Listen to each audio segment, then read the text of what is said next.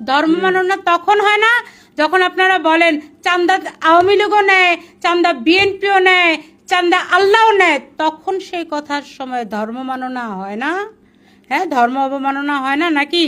ধর্ম অবমাননা তখন হয় না যখন আপনাদের প্যারে প্যারে জামাত নেতা বলে, শিশির মনির বলে যে রোজা পূজা এক, তখন ধর্ম অবমাননা হয় না? হয় না?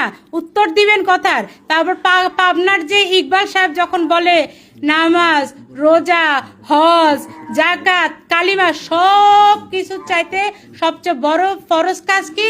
রাষ্ট্রের নেতা নির্ধারণ করা, তখন ধর্ম অবমাননা হয় না? ইচ্ছা মতো যখন এরা কোরআন শরীফের আয়াতকে বানায়, হ্যাঁ, তারপরে যে শিবিরের সেক্রেটারি সাদ্দাম যখন বলে যে মহানবী হজরত মোহাম্মদ সাল্লাল্লাহু সাল্লাম মক্কা থেকে মদিনা পালিয়ে গিয়েছিলেন, তখন হয় না? এই আজারিরা যখন আমাদের নবীজিদেরকে নিয়ে নবীজিকে নিয়ে কথা বলে, খাদিজা রাদিয়াল্লাহু তাআলাকে নিয়ে কথা বলে, তখন ধর্ম অবমাননা হয় না?